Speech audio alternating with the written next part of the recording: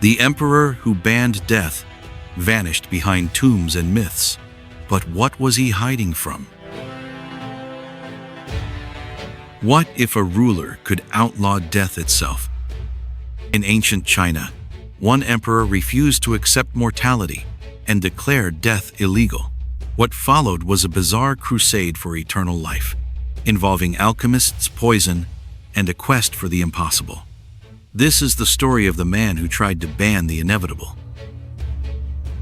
This story begins in the 3rd century BCE, during the reign of Qin Shi Huang, the first emperor of unified China. He wasn't just a conqueror, he was obsessed with immortality. From the moment he seized power, he began pouring resources into the search for eternal life. He believed that with the right elixir, he could live forever. This belief wasn't symbolic, it was literal. Qin Shi Huang feared death more than anything. He believed the afterlife was a realm of chaos and suffering. So, he began commissioning alchemists to brew potions of immortality, many of which contained mercury. Ironically, these may have shortened his life. But back then, mercury was believed to be a mystical metal fluid, yet solid, symbolizing the soul's eternity. His court became a place of whispers and potions. Scholars, magicians, and charlatans all claimed to hold secrets to everlasting life. Qin was desperate. He even sent expeditions across the sea, chasing legends of magical islands with the elixir of life. One such place? Penglaya mythical land, where no one ever aged or died. The emperor sent Shu Fu, a trusted court magician, on a voyage to find the immortals of Penglai. He left with ships filled with boys, girls, craftsmen, and strange gifts for the island gods. They never returned. Some say they reached Japan. Others claim Shu Fu founded a hidden society of immortals. But to the emperor, the silence was devastating. Qin Shi Huang was so obsessed with escaping death, he began to rewrite reality itself. He ordered any text that challenged his quest to be burned. Scholars who doubted immortality were executed. Even speaking of death became dangerous. It wasn't just a search for life, it became a war against death itself. Soon he issued a decree: death shall be no more. Anyone discussing mortality could be imprisoned or worse. It was perhaps the first and only time in history an emperor tried to legislate immortality. But nature doesn't negotiate, and beneath the surface, the emperor's own body was already beginning to decay. Despite all efforts, Qin Shi Huang began to suffer from severe illness. He experienced tremors, confusion, and blackout symptoms now believed to be caused by mercury poisoning. Ironically, the very elixirs meant to preserve his life were destroying it. But his advisors dared not speak the truth. In his final years, the emperor became paranoid. He believed demons were hunting him and ordered decoysmen who dressed like him to confuse death itself. He moved constantly, never sleeping in the same room twice. He was no longer ruling an empire, he was running from the inevitable. He died on a journey far from the capital, surrounded by fear and secrecy. His ministers hid his death for weeks, fearing unrest. They even placed rotting fish in the carts to disguise the smell of his corpse. The man who banned death had become its most tragic victim. After Qin Shi Huang's death, his court panicked. They forged imperial orders and manipulated his youngest son into taking power. They feared that news of his death would unravel the empire. The man who tried to live forever had left behind a legacy of silence, fear, and a dangerous lie. His death was eventually revealed, but by then, his tomb had been sealed. A massive underground mausoleum, guarded by thousands of terracotta warriors, was meant to protect him in the afterlife.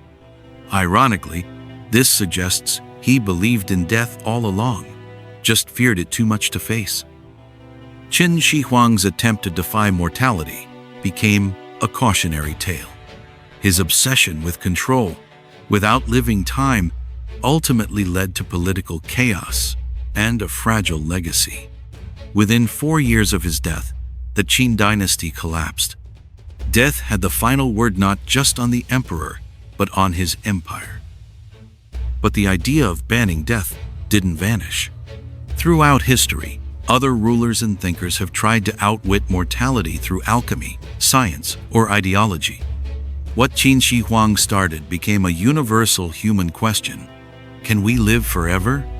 Or should we?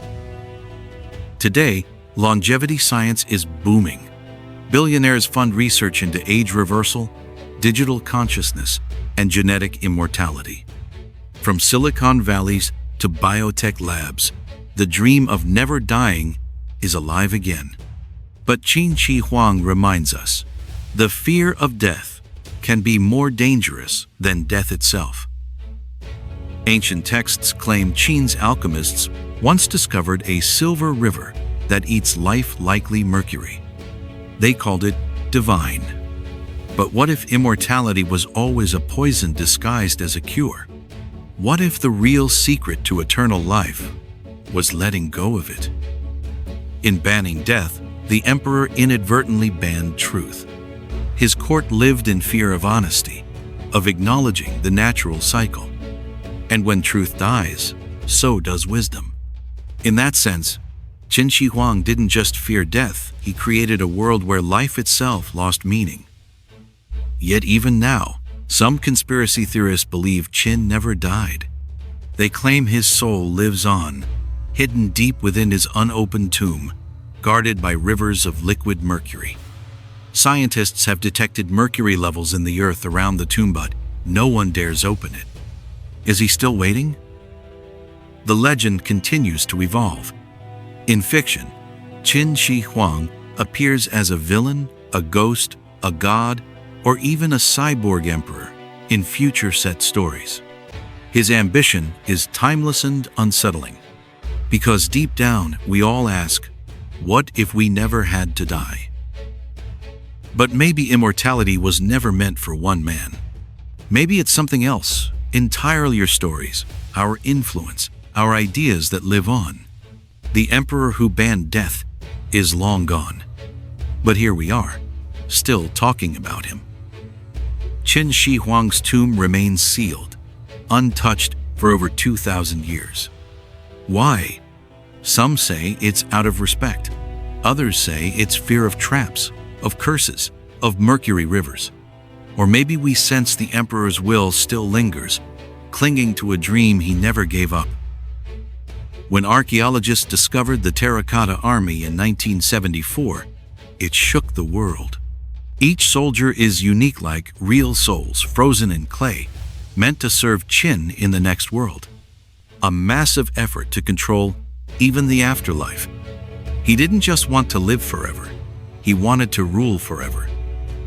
The emperor's quest echoes today in transhumanism, the belief we can transcend biology. Cryonics, brain uploading, nanobots in bloodstreams, modern echoes of ancient potions. But no matter how advanced the tools, the motivation remains the same: fear of the end. Have we really come so far, or are we still in Qin's shadow? There's something deeply human in Qin's terror. He didn't want to disappear. He wanted to outlast history, time, and even the gods. And perhaps, in trying to erase death, he made his life unforgettable. Is that not a kind of immortality? Many ancient emperors believed they were divine. But Qin took it further. He wanted to be untouchable by fate. Yet, in all his power, he couldn't rewrite one truth. To be human is to have an end. And maybe that's what gives our lives meaning. There's irony in his tomb being untouched. Despite his fear, Qin now rests in peace. Not by choice, but by time. The man who once outlawed death has become part of the earth, the legend, the silence. He's not ruling anymore, but he's still remembered. What would Qin say if he saw us now? Doctors extending life, scientists altering genes, people freezing themselves in tanks. Would he laugh? Or whisper, "Told you I was right"?